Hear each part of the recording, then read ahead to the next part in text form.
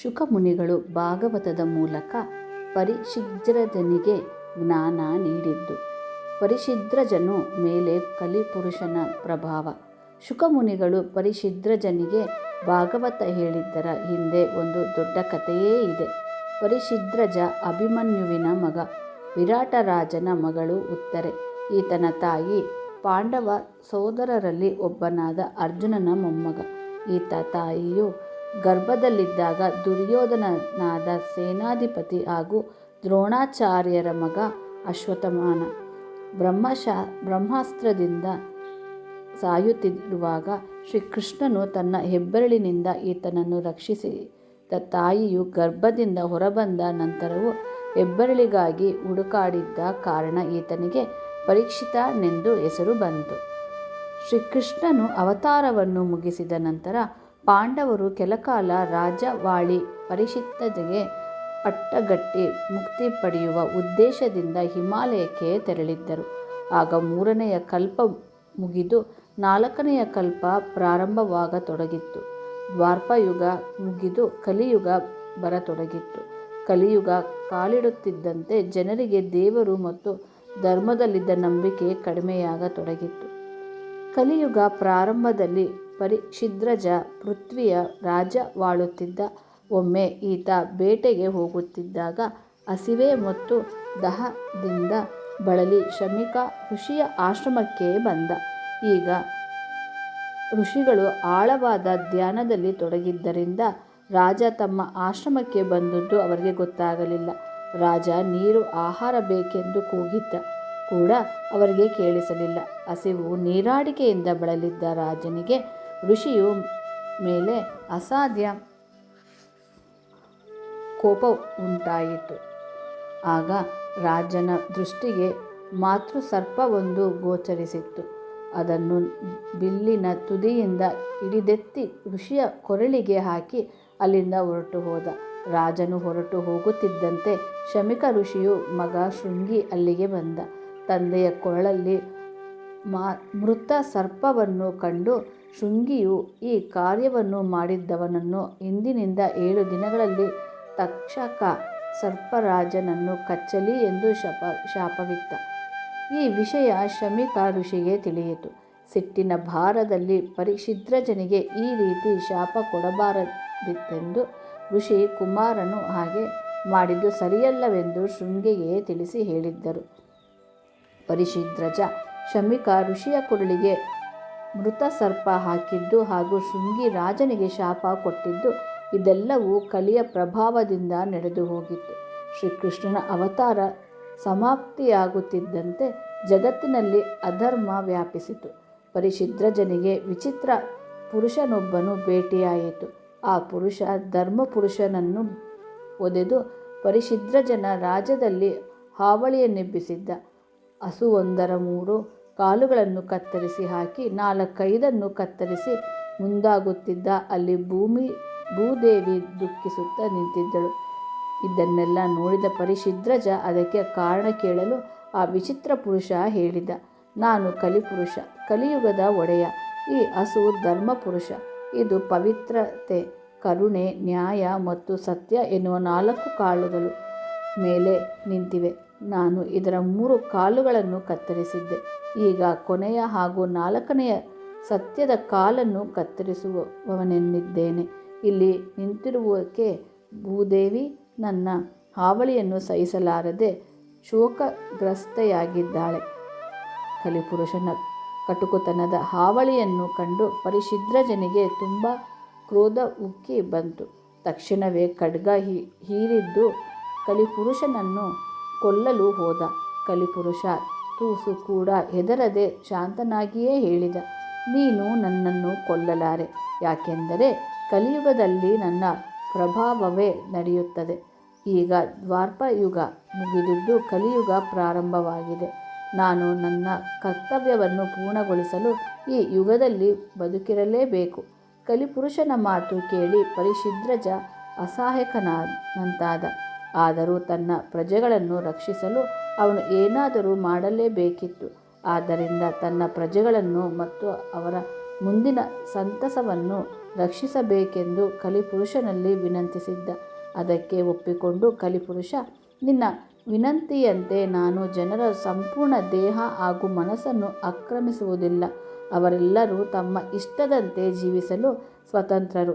ಆದರೆ ನಾನು ಮನುಷ್ಯರ ಆ 6 ಮುಖ್ಯ ನೈತ್ಯಾತ್ಮಿಕ ಗುಣಗಳಾದ ಕಾಮ, ಕ್ರೋಧ, ಲೋಭ, ಮೋಹ, ಮದ, ಮತ್ಸರ ಇವುಗಳಲ್ಲಿ ವಾಸಿಸುತ್ತೇನೆ. ಈ 6 ಗುಣಗಳು ಪಾಪ ಕರ್ಮಗಳಿಗೆ ತಂದೆ ತಾಯಿ. ಈ ನೈತ್ಯಾತ್ಮಕ ಗುಣಗಳಿಗೆ ಯಾರು ಈಡಾಗುತ್ತಾರೋ ಅವರೆಲ್ಲ ನನ್ನ ಪ್ರಭಾವಕ್ಕೊಳಗಾಗಿ ಪಾಪ ಕರ್ಮಗಳನ್ನು ಮಾಡಿ ದೇವರ ಅವಕೃಪೆಗೆ ಪಾತ್ರರಾಗುತ್ತಾರೆ ಎಂದು ಹೇಳಿದ. ಪರಿಶಿದ್ರಜ ಪೃಥ್ವಿಯು ರಾಜನಾದ್ದರಿಂದ ತನ್ನ ಪ್ರಜೆಗಳ ಪರವಾಗಿ ಕಲಿಪುರುಷನ ಈ ಮಾತಿಗೆ ಒಪ್ಪಿಗೆ ಸೂಚಿಸಿದ್ದ. ಕಲಿಯ ಪ್ರಭಾವಕ್ಕೆ ಮೊದಲು ಬಲಿಪಶು. ಪರಿಶಿದ್ರಜನಿಗೆ ಹಸಿವು ನೀರಾಡಿಕೆಯಾದಾಗ ಯಾರೇ ಬರಲಿ, ಎಂತಹ ಸ್ಥಿತಿಯಲ್ಲೇ ಇರಲಿ, ತನ್ನ ಬೇಡಿಕೆ ಪೂರೈಸಬೇಕೆಂದು ಬಯಸಿದ್ದ. ತಾನು ಚಕ್ರವರ್ತಿ ಎಂಬ ಅಹಂ ಆತನಲ್ಲಿ ಉಂಟಾಗಿತ್ತು. ಹೀಗಾಗಿ ಶಮೀಕ ಋಷಿಯ ಮೇಲೆ ಕ್ರೋಧಗೊಂಡು ತನ್ನ ಯೋಚನಾ ಶಕ್ತಿಯನ್ನು ಕಳೆದುಕೊಂಡು ಋಷಿ ಧ್ಯಾನದಲ್ಲಿ ಮಗ್ನನಾಗಿರುವುದರಿಂದ ತನ್ನತ್ತ ಗಮನ ಹರಿಸಲಿಲ್ಲ, ತನ್ನ ಕೂಗು ಕೇಳಿಸಿಕೊಳ್ಳಲಿಲ್ಲ ಎಂಬುದನ್ನು ಅರ್ಥ ಮಾಡಿಕೊಳ್ಳದಂತಾದ. ಈತ ತನ್ನ ಸಹನೆ ಕಳೆದುಕೊಳ್ಳುತ್ತಿದ್ದಂತೆ ಕಲಿಪುರುಷ ಈತನ ಮನಸ್ಸನ್ನು ಪ್ರವೇಶಿಸಿದ್ದ.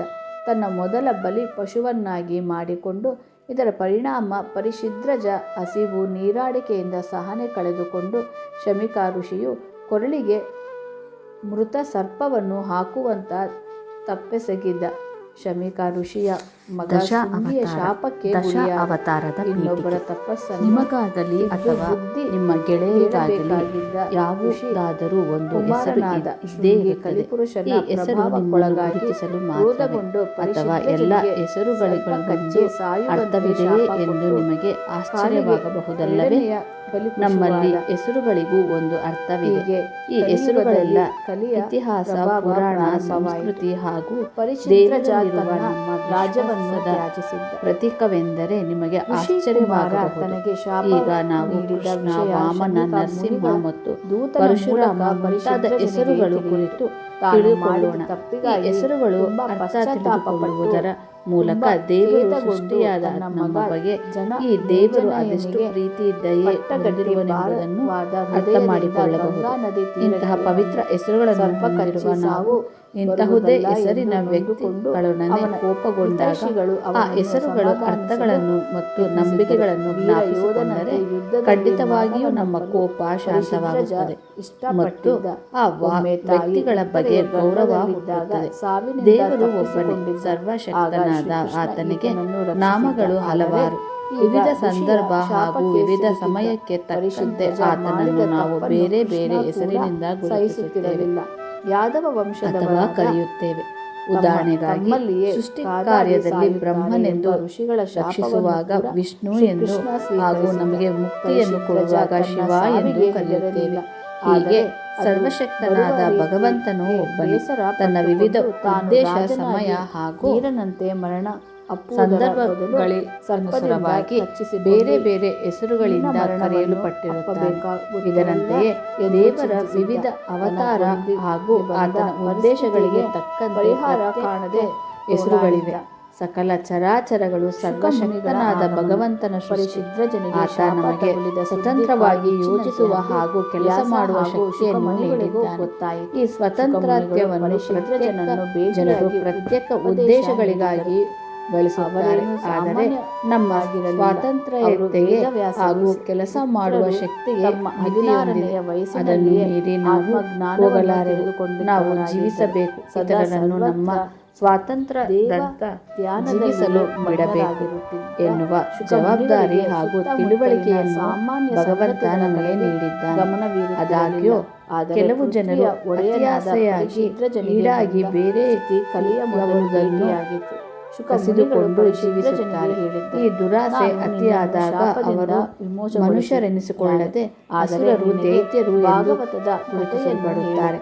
ಇವರು ದಬ್ಬಾಳಿಕೆ ಅಥವಾ ದುಷ್ಟತನದ ದೇವರಲ್ಲಿ ಮೇಲೆ ಮೀರಿದ್ದಾಗ ಇಂಥವರನ್ನು ಕೊನೆಗಾಣಿಸಲು ದೇವರು ತನ್ನದೇ ಆದ ಅವತಾರಗಳೆಳೆದು ತನ್ನ ಕಾರ್ಯವನ್ನು ಪೂರ್ಣಗೊಳಿಸಿ ಮುಗ್ಧ ಜನರನ್ನು ದುಷ್ಟ ದೈತ್ಯರಿಂದ ರಕ್ಷಿಸುತ್ತಾನೆ. ಮನಸ್ಸು ಕೊಟ್ಟು ಭಾಗವತದ ಜಗತ್ತಿನ ಸೃಷ್ಟಿಯಾದ ನಂತರ ಜಗತ್ತಿನಲ್ಲಿ ಅನ್ಯಾಯ ಮತ್ತು ಪರಿಶುದ್ಧ ಮತ್ತು ಮೂಲವನ್ನು ಸರಿಪಡಿಸಲು ಭಗವಂತ ಅಸಂಖ್ಯ ಅವತಾರಗಳನ್ನು ಎತ್ತಿದ. ಭಗವಂತನ ಈ ರೀತಿ ಪ್ರತ್ಯಕ್ಷವಾಗಿ ಭೂಮಿಯ ಮೇಲೆ ಬಂದಾಗ ಆತನನ್ನು ವಿವಿಧ ಅವತಾರಗಳ ಹೆಸರಿನಿಂದ ಗುರುತಿಸಲಾಯಿತು. ಪ್ರತಿಯೊಂದು ಅವತಾರದಲ್ಲೂ ಆತನಿಗೆ ಪ್ರತ್ಯೇಕ ಹೆಸರು. ಸರ್ವಶಕ್ತನಾದ ಅಸಂಖ್ಯ ಅವತಾರಗಳಲ್ಲಿ ಅತ್ಯಂತ ಪ್ರಮುಖವಾದ ದಶಾವತಾರಗಳ ಕುರಿತು ವಿವರಣೆ ನೀಡಲಾಗಿದೆ. ದೇವರನ್ನು ಭಾಗವತದ ಹಾಗೂ ನಂಬಿಕೆಯಿಂದ ತಲುಪಬಹುದೆಂಬುದನ್ನು ನಾನು ಇಲ್ಲಿ ತಿಳಿದುಕೊಳ್ಳುತ್ತೀರಿ. ಸುಮ್ಮನೆ ಪುಸ್ತಕ ಓದುವುದರಿಂದ ಅಥವಾ ದೇವರ ಕುರಿತು ಮಾತನಾಡುವುದರಿಂದ ಯಾವ ಪ್ರಯೋಜನವೂ ಇಲ್ಲ.